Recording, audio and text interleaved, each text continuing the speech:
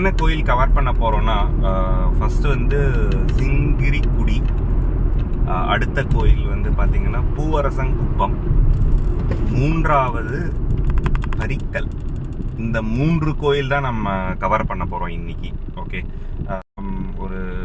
ஒரு ஃபஸ்ட்டு கோயில் இங்கேருந்து எங்கள் வீட்டிலேருந்து ஒரு 2 hours, ஓகே 2.5 hours. அதுக்கப்புறம் மற்ற எல்லாமே பார்த்தீங்கன்னா ஒரு 30-40 டிஸ்டன்ஸில் இருக்குது. ஸோ நல்லபடியாக ஒரு 3 கோயிலுமே ஒரு 12க்குள்ளே முடிச்சிடலாம் அப்படிங்கிற ஒரு இது பிளானோட தான் இப்போ கிளம்பியிருக்கேன்.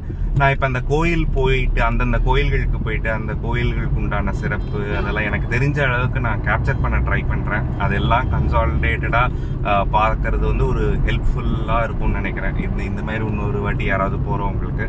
மோர் இம்பார்ட்டன்ட்லி அந்த கோயில்கள் வந்து பழைய கோயில்கள், இதில் ஒரு 108 திவ்ய தேசங்கள்லையும் இருக்குன்ற மாதிரி கேள்விப்பட்டேன். அந்த ஒரு நல்ல விஷயமும் வந்து ஷேர் பண்ணணும்னு ஆசைப்பட்றேன். கோயில்கள் நமக்கு வந்து பார்த்திங்கன்னா ஒரு புத்துணர்ச்சியை கொடுக்குற ஒரு விஷயம்.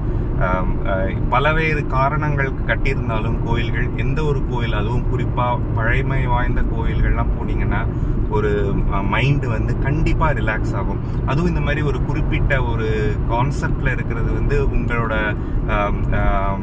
இன்ட்ரெஸ்ட்டை தூண்டும். ஆக்சுவலாக என்ன எதனால பண்ணியிருக்காங்க, கண்டிப்பாக ஒரு ஹிஸ்ட்ரி இருக்குது. நம்ம முன்னோர்கள் வந்து பண்ண நிறைய விஷயங்களுக்கு வந்து ஒரு பேக்ரவுண்ட் இருக்குது. So I'm also hoping like இங்கே இந்த கோயில்கள்லையும் ஏதோ ஒரு பெரிய ஒரு என்ன சொல்கிறது, ஒரு நல்ல விஷயம் இருக்குது.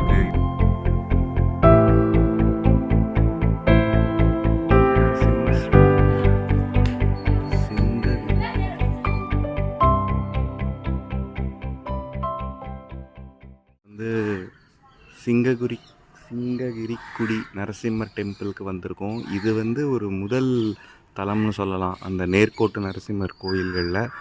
இங்கே வந்து ஸ்தலவர புராணமும் போட்டிருக்காங்க க்ளீனாக. அதில் வந்து என்ன சொல்கிறாங்கன்னா, இங்கே இருக்கிறவர் வந்து உக்ர நரசிம்மர். அண்ட் இந்த ஹிரண்ய கசிபுவை வதம் பண்ணதுக்கப்புறம் இந்த இடத்துல அப்படியே அந்த ஆயுதங்களோடு இருக்கிற மாதிரியும், ஹிரண்ய கசிபுவின் மனைவி பிரகலாதர் எல்லாருமே இந்த கருவறை கோயிலில் இருக்கிற மாதிரியும் சொல்கிறாங்க. இன்ஃபேக்ட் அது அந்த கருவறை வந்து ரொம்ப பழமையானது, 16ஆம் நூற்றாண்டை சேர்ந்ததுன்ற மாதிரியும் சொல்லியிருக்காங்க. கோயிலோட வெளிப்புறத்தில் இருக்கும். இதெல்லாம் கொஞ்சம் புதுசாக கோபுரம் கட்டியிருக்காங்க. ஓகே, ஆனால் அந்த கருவறை அங்கே நீங்கள் துவஜஸ்தம்பம் பார்க்கலாம். கருவறை மிக பழமையானதுன்னு சொல்கிறாங்க. போய் பார்க்கலாம். கருவறை ஃபோட்டோலாம் எடுக்க முடியாது, பட் நம்ம வந்து இந்த முதல் இடத்துக்கு நம்ம வந்திருக்கோம்.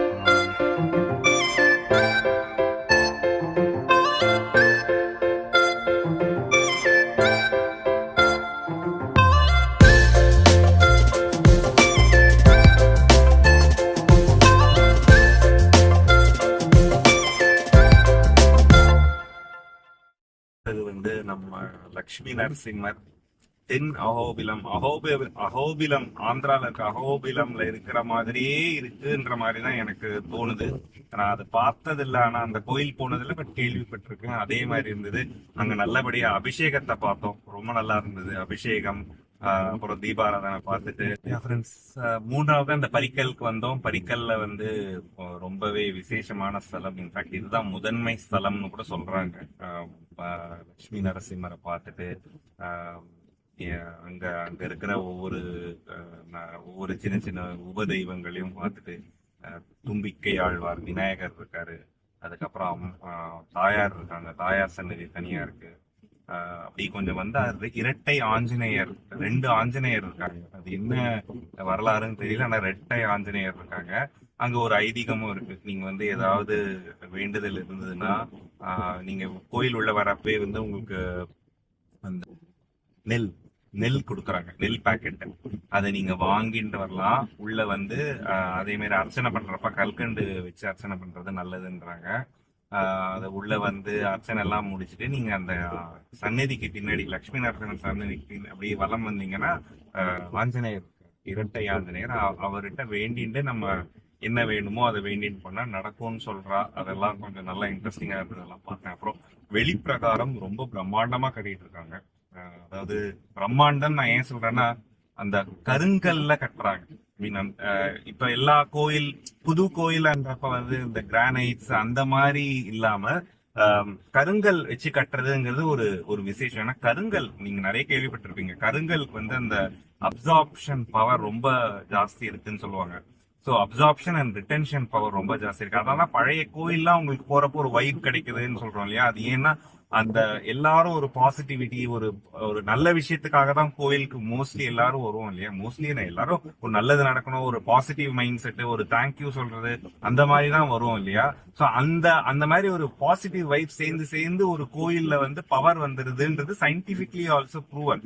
இப்ப அந்த அந்த அந்த மாதிரி ஒரு பாசிட்டிவ் வைபை வந்து அப்படியே ரீடைன் பண்ற power, absorption and retention power வந்து கருங்கலுக்கு ரொம்ப நல்லதுன்னு சொல்லுவாங்க. அதனால அந்த பழைய கோயில், இந்த கருங்கல்லாம் இருக்கிற பழைய கோயில் போனாலே வந்து உங்களுக்கு வந்து ஒரு ஒரு வைப்ஸ் இருக்கும், ஒரு ஒரு மாதிரி எனக்கு ஒரு நல்ல உணர்வு வந்ததுன்னு நம்ம சொல்றோம் இல்லையா? அதுக்கு காரணமே அதுதான். இந்த கோயில் பிரசித்தியும் பல மடங்கு அதிகரிச்சு இதுவும் வந்து இந்த கோயிலும் one of the much visited கோயிலா வரும்ன்றது கண்டிப்பா தெரியும். ஏன்னா இந்த எனக்கு இன்னைக்கு வந்து ஒரு கைடன்ஸ் கொடுத்ததே பாத்தீங்கன்னா கடவுள் தான் இல்லையா? ஏதோ இன்னைக்கு காலையில என்னோட ஜேர்னி வந்து இப்படி இருக்கணுங்கிறத அவர் எழுதினாரு.